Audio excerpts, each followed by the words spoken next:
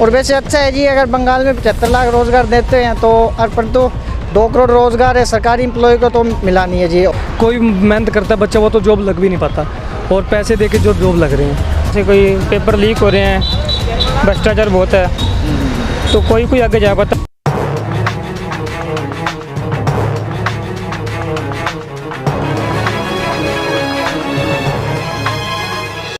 नमस्कार दोस्तों, आज पूरे देश में एक बात हो रही है, एक मांग हो रही है यूथ की ओर से कि मोदी रोज़गार दो और मोदी जॉब दो। ये दो हैशटैग हैं जो आज ट्विटर पर ट्रेंड कर रहे हैं, लाखों लोग इस पर ट्वीट कर रहे हैं। ऐसे में उन विद्यार्थियों से पूछना ज़रूरी है कि रोज़गार की स्थिति क्या है, आखिर इस तरह का इतना बड़ा ये जो कदम है वो क्यों उठाया स्टूडेंट्स ने और उनके अध्यापकों ने। तो बात करें, हम एक इंस्टीट्यूट के सामने हैं हरियाणा में, सिरसा में, यहाँ इनसे बात कर रहे हैं। आप क्या तैयारी कर रहे हैं? सर कंबाइन तैयारी कर रहे हैं, कोई भी जैसे भर्ती निकलती है उसका फॉर्म भरते हैं और तैयारी कर रहे हैं। तो क्या लगता है आपको, जॉब के क्या अवसर हैं देश में, मिल रही है जॉब? क्या अवसर तो बहुत कम है सर, जैसे कोई पेपर लीक हो रहे हैं, भ्रष्टाचार बहुत है, तो कोई आगे जा पाता जो मेहनत करता है। इसके लिए थोड़ी जो तैयारी है ज़्यादा करनी पड़ती है हमें भी, क्योंकि भ्रष्टाचार बहुत ज़्यादा है और पेपर लीक भी हो रहे हैं, तो यही है जी बस। नहीं, जब आप कह रहे हैं भ्रष्टाचार और पेपर लीक हो रहे हैं, आप कितनी भी तैयारी कर लें, जिन्होंने लीक करके पेपर ले लिए फिर आपको मौका कैसे मिलेगा? जी वो तो है ही, फिर दिक्कत आएगी। और वैसे तो कह रहे हैं कि देश में डिजिटलाइजेशन हो गया, अब तो जॉब के बहुत अवसर हैं। आपको क्या लगता है उससे कुछ फ़र्क पड़ा क्या, जो पिछले सालों में 5-6 साल में कह रहे हैं डिजिटल हो गया इंडिया और अब सारा ये मौके बढ़ रहे हैं? नहीं, डिजिटल तो हो गया, लेकिन उससे भी जो है नकल तो हो ही रही है वहाँ सर। हम भी जब पेपर था एयरफोर्स का ऑनलाइन, तो वहाँ कुछ बच्चों को बाहर ले जाके उनको पर्चियाँ दे रहे थे, वो हमने खुद देखा ये तो उनको अलग ले जाके उनका एक रूम ही अलग था नकल वालों का। तो इससे कोई फ़ायदा नहीं है, जितना भी पेपर ऑनलाइन हो जाए कोई इतना बेनिफिट नहीं होने वाला, इससे पेपर लीक हो रहे हैं सर। जब ये सरकार बनी तो कहा गया था 2 करोड़ रोज़गार दे देंगे, तो क्या लगता है उस रेशो में रोज़गार मिला क्या लोगों को? नहीं सर, नहीं मिला। नहीं। आगे क्या उम्मीद करते हैं? उम्मीद तो ये है, थोड़ा विरोध करना पड़ेगा, आंदोलन करने पड़ेंगे बच्चों को, सारे संगठन जो हैं उनको एकजुट होना पड़ेगा, फिर ही बात बनेगी कोई जाके सर। अब जैसे किसान आंदोलन कर रहे हैं, इस तरह आपको लगता है विद्यार्थियों का भी आंदोलन ऐसा शुरू हो सकता है क्या? बिल्कुल सर, हो सकता है। अभी हुआ भी था SSC के लिए, जब क्लर्क का पेपर लीक हुआ था, लेकिन उससे कोई बात बनी नहीं, उसको दबा दिया गया था फिर बाद में। इन्होंने ग्राम सचिव का पेपर भी जो लीक हुआ था, इन्होंने पहले वादे किए थे कि ग्राम सचिव का हम पेपर लेंगे, वो भी लीक हुआ, पानीपत में काफ़ी संख्या में लीक हुआ है। उसके बाद उन्होंने कैंसिल भी किया। ये ग्राम सचिव जी का तो पहले तकरीबन 5 सालों से फॉर्म भरा जा रहा है, पेपर पहले लिया फिर भी लीक करवा दिया इन्होंने। अब फिर नई डेट देते हैं, कभी ये करेंगे कभी वो करेंगे।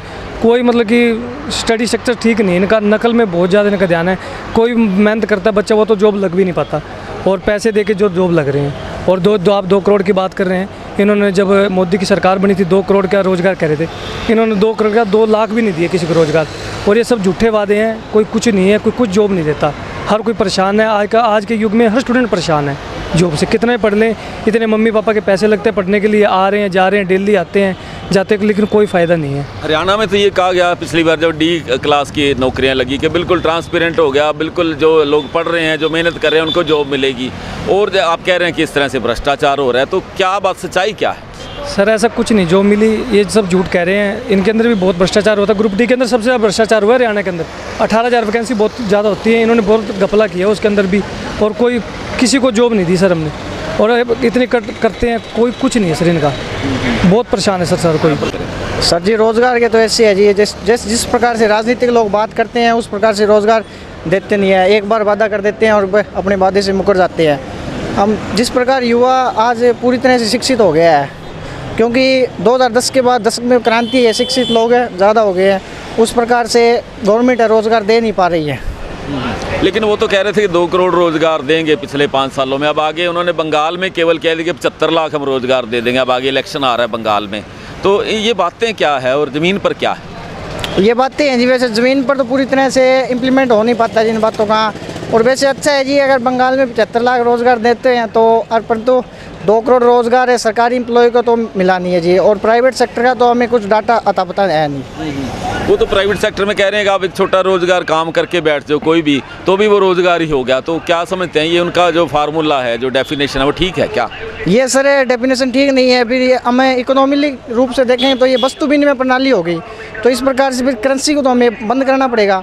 तो हर छोटा बंदा है अपना अपना रोज़गार कर लेगा, तो फिर वस्तु विनिमय प्रणाली चल जाएगी, तो फिर इकोनॉमी बिल्कुल ठप हो जाएगी, क्योंकि आज के टाइम में करेंसी सब कुछ उसके अनुसार चलता है ये हमारा सिस्टम। और वो कह रहे हैं कि बाबुओं से नहीं देश चलेगा। ये बाबू बन रहे हैं ना, आप लोग जो पढ़ रहे हैं तो बाबू बनेंगे कल को। वो कह रहे हैं बाबुओं से देश नहीं चलता, तो किससे चलेगा देश? ये तो जी बाबू वाली तो बात ऐसी है जी, सरकारी रोज़गार तो नहीं, तो प्राइवेट भी रोज़गार देना चाहिए। एक स्थायी रोज़गार तो प्रत्येक के लिए होना चाहिए जी।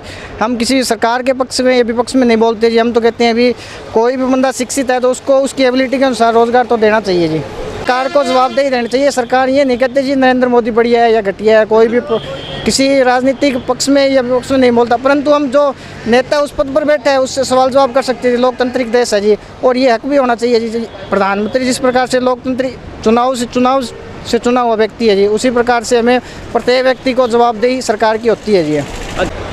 तो आप देख सकते हैं कि स्थिति क्या है धरातल पर। ये बात है कि रोज़गार के अवसर नहीं हैं, सरकारी तो बिल्कुल ही नहीं है। और ये जो नौजवान है ये मानते हैं कि जो लोग जिम्मेदार हैं, जो पदों पर बैठे हैं, उन्हीं से तो सवाल किया जाएगा। वो कहते हैं कि हम कोई पॉलिटिकल बात नहीं कर रहे हैं, जो सरकार है मौके की उसी से बात की जाएगी, उन्हीं से रोज़गार मांगा जाएगा।